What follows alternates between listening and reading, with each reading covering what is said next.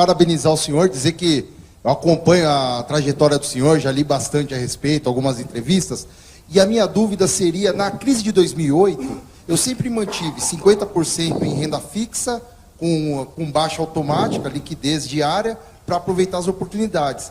E eu aproveitei a crise de 2008 e acabei comprando esses 50% que eu tinha em renda fixa e migrando para 90% em ações e 10% continuei em renda fixa, esperando algumas oportunidades.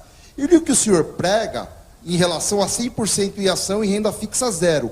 Mas no momento dessa crise, como que a gente deve agir? Por exemplo, alocado 100% em ação, você venderia as ações que caíram muito? Como que você consegue fazer essa realocação da carteira se você não tem, teoricamente, nada em renda fixa para poder aproveitar as pinchichas?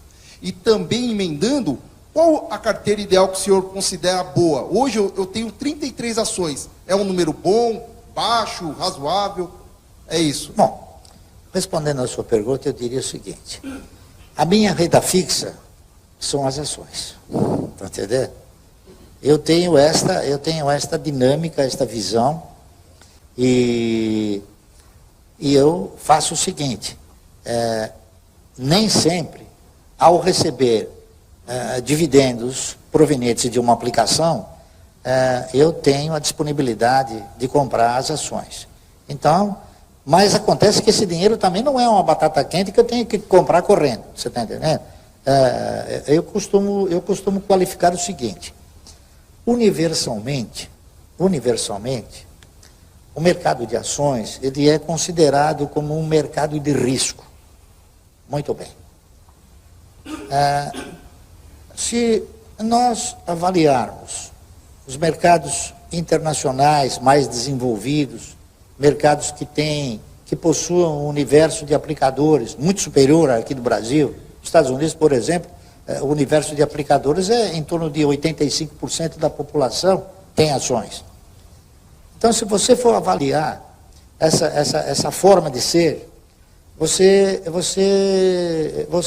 concluiria o seguinte, o cidadão, quando ele compra um determinado papel, quando ele entra num determinado projeto, ele avalia o seu risco, certo?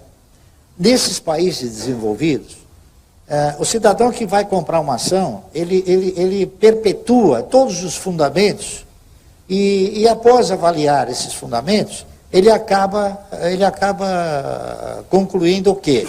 Bom, eu vou comprar uma ação que o valor patrimonial dela é $1, eu vou pagar $10, porque ela tem um potencial de desenvolvimento, um potencial de resultado, ela tem um histórico de resultados, ela tem um histórico de distribuições. Então você dimensionou, você definiu um risco, tá certo? Isso dos países desenvolvidos, onde a gente define o mercado como mercado de risco. Acontece que no Brasil, muitas ações, elas são cotadas abaixo do patrimônio, tá certo?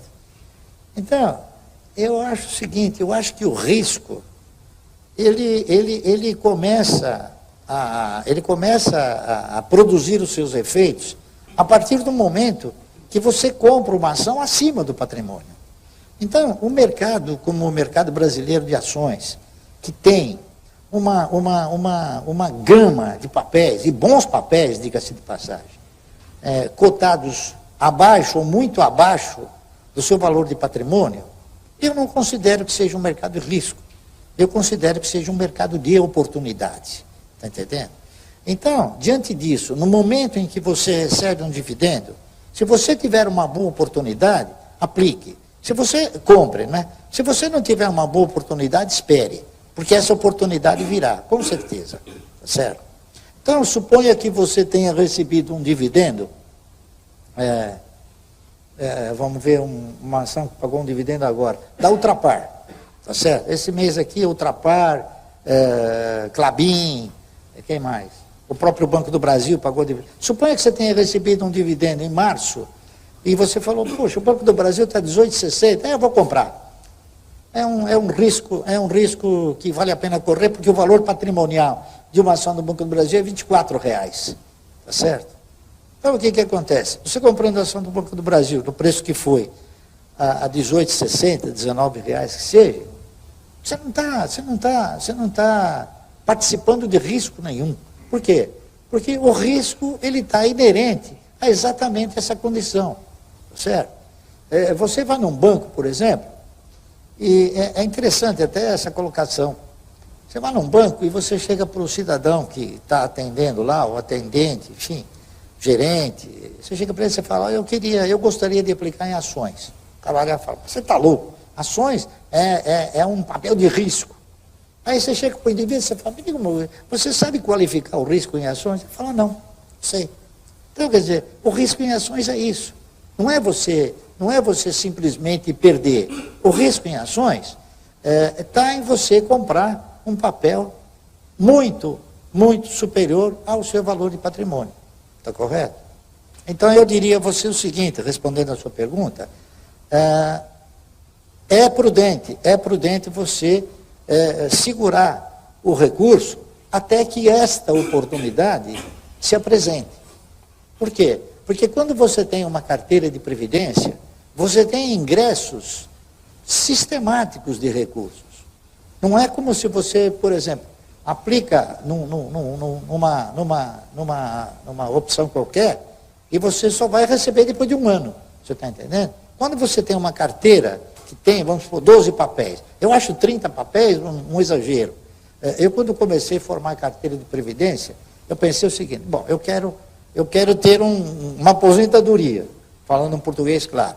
Bom, mas para mim ter uma aposentadoria, precisa ter 12 salários, certo? Bom, e como é que eu faço para ter 12 salários? Se eu comprar ação de uma empresa que paga dividendo uma vez por ano, eu tenho que ter de 12 empresas. Se eu comprar ações de uma empresa que paga dividendo 2 vezes por ano, eu tenho que ter meia dúzia. Se eu comprar ações de uma empresa que paga dividendo mensal, eu preciso ter uma.